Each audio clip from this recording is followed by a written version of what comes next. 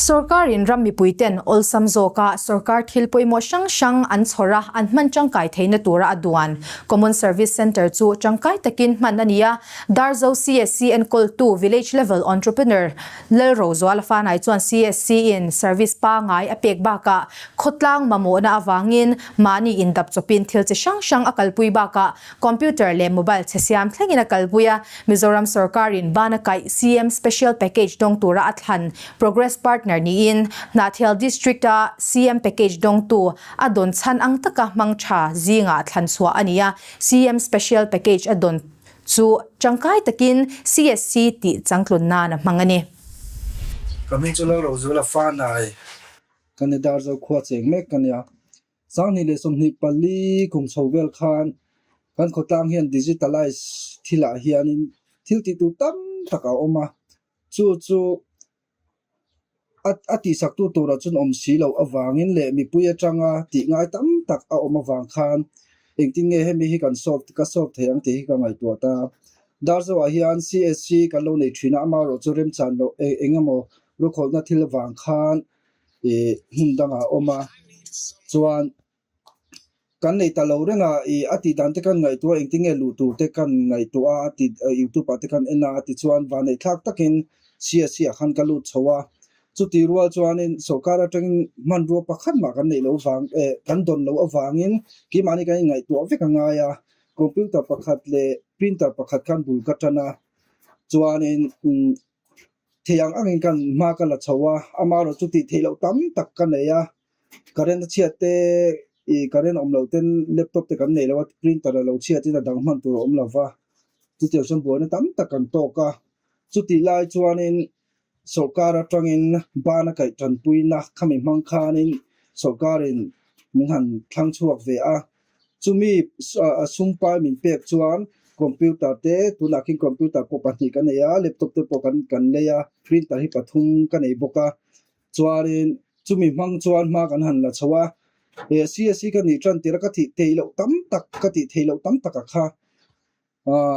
Sorkar tan puina kan han ton ta ka chuanin tam takha ka ti theipa a tin mi puya tangpon rei tak in ha ngai ang chi kha to lowa Sorkar tanpuina kan don siam package kha tangkai takin kan manga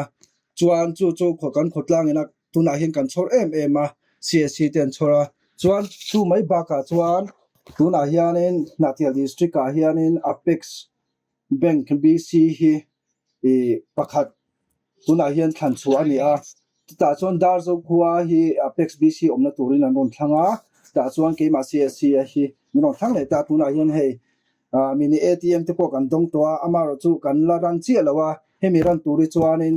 bank lampang manager te biaka bank ate po zu kal te langa ya ka le lampang a hi chon training te kan nei nga ka top lampang a hi chuanin Apex BC po kan ran thei ka ring CSC a hianin service chi sang kan nei ya cheer sen po ni me ulawa service thank kan khoi do ni chon training ngai te exam ngai te ni a tuna hian kan khotlang ina kan mamo to service ka pek chua hi a omvenuala golden card kan ti te healthcare lampang lo ni ta se golden card kan ti te aba ID kan ti te pen card kan ti te chuan tribal income residential kan ti ang chi zong te emi ke mani service ba ka hian ka hailu ang chi khotlang ina an mamo wanga ka hailu ang chi hi oma chu ta chuan employment lampang ang chi te po te kan office te karona engtinge kan khotlang hianin direct lo de win engtinge ke ma kaltlang hinan lo ti theng ol samjok nan ti in ka zube thina dak rupei kat kan ti ang chi te po ka ti ang khanin kan service tel mi lawa kha mi pui ol samjok na turang chi ka hailu ka neya tin education lama point kan khoi kan nei le scholarship te kan dil saka te khan online registration ang chi te exam te form te kan han fill up sak thina tin chu ba ka chuanin khotlang ina an mamo ang chi shima kha CSC an ron thlen top thina ni chu ma kan lo lak sak topa digitalized system shim ani ka chuanin CSC te ka khotlang mi pui te tan kan in hong renga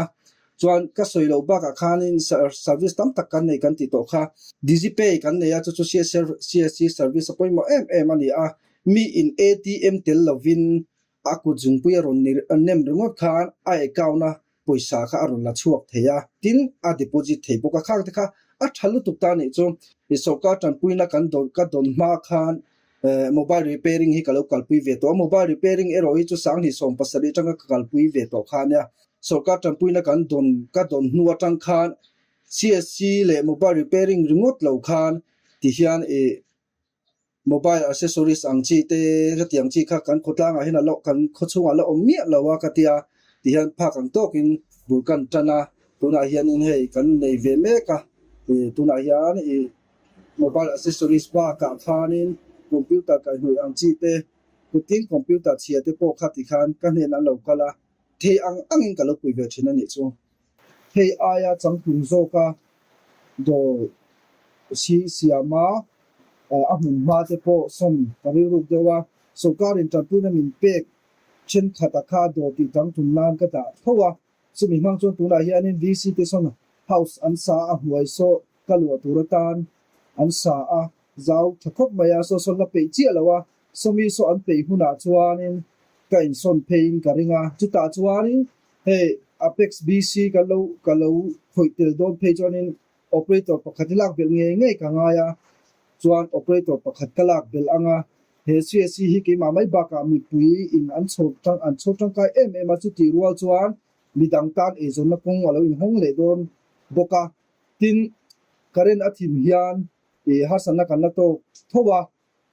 laptop atanga khoi the tam tak om rual hian printer atanga khoi ti ngai tam tak hi om ve a chu ta chuan solar backup battery backup kan nei lova karen athim hian fura abikin hasana tam tak kan la tok really masa te khan solar an lo dong in ka sia tuna hian ke ni kan han lu hian khatian sarkar atanga thil thol don kha om to lova solar te poing man dong lova khlai te kha sarkar lama mo khoya mo khanin subsidy de solar te poilak the dan se solar backup hi chu se lang chuan tangkai takin CSC hi tuna hian mi puinan an so tangkai ka ring